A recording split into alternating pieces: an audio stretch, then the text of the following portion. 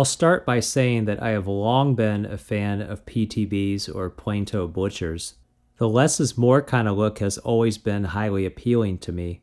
But what I especially like about these shoes is that if I'm not sure what I want to wear for that day, I can just reach for a pair of these, and chances are they're going to work fine with whatever it is that I'm wearing.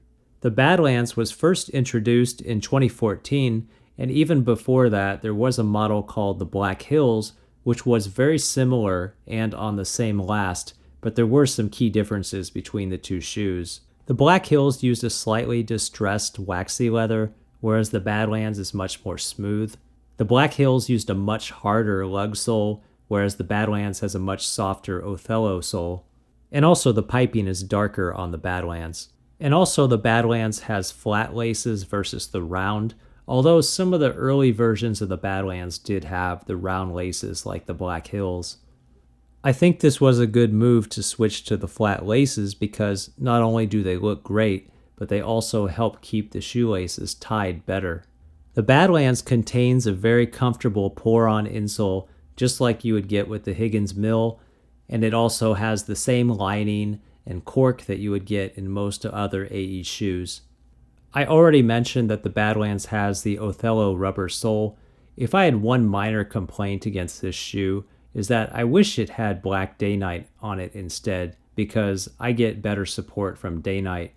And one disclaimer I will give is that some men are not going to be able to wear this shoe because it's just not going to be supportive enough for everyone. The Badlands is essentially like a plain-toe version of the Wilbert shoe, but on the 65 last. They're both made from the same materials, and they're both extremely comfortable. You can't go wrong with either one. I just prefer the Badlands because of the looks and also because the last is better for me. I've put these shoes through quite a lot over the years, but they always seem to recover pretty well just using a couple of different conditioners on them. If you get a little scratch on them like you see here, most of the time all you need is a little Big 4. Just rub a little bit in the shoes. Let it dry for a while. And then just wipe it down.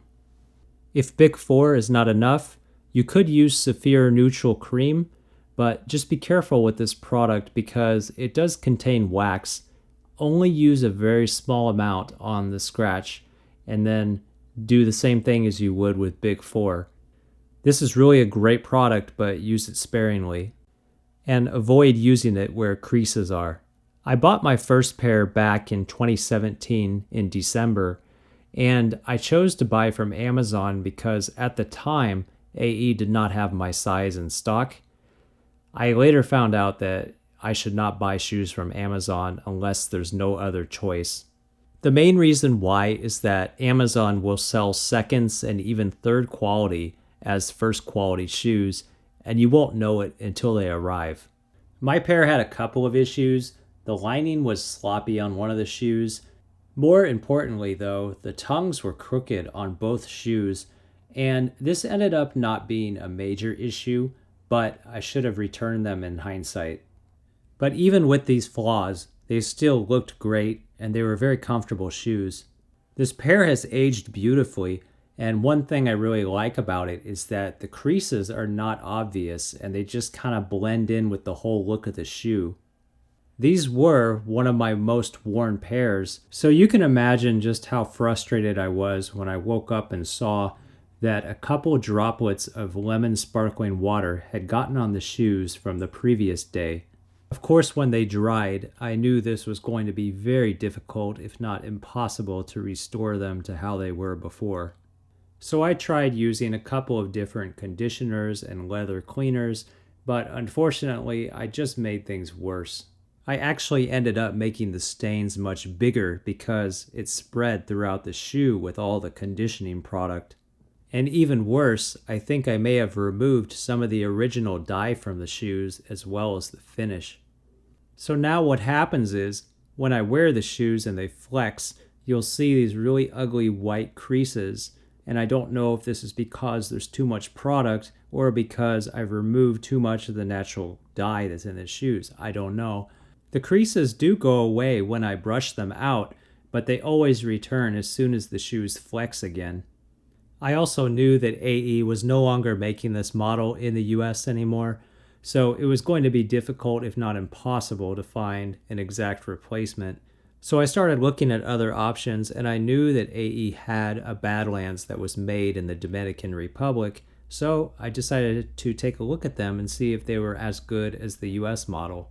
I was very pleased to discover that there is not much difference between the Dominican Republic and the US version of the Badlands.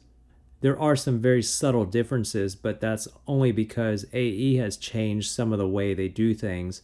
One example is the small logo on the lining. That's gone, but that's also something that AE has removed from all their shoes since 2019. But the overall construction and everything about the shoes, the comfort, everything is still at the same level of quality as the US version. There were a few places where the lining was cut a little bit rough, but to be honest, the lining looks a lot better on this new pair than it did on the original pair I bought.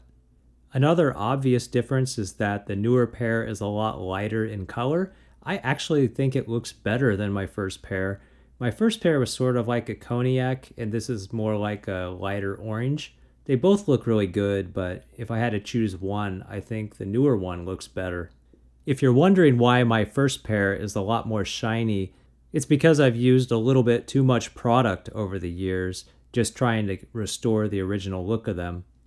But perhaps the most interesting thing about these two shoes is that they fit very different at the instep. My original pair always fit very generous at the instep, so much that I would get almost an entirely closed lacing gap.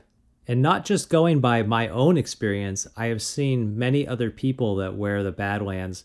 They all fit very similar to this. I would say that the first pair fit more like if I bought a pair of Leeds shoes, but in a half size larger than my usual size. The best way I would describe these shoes is that they feel a little bit stretchy. I wouldn't say loose, but almost loose.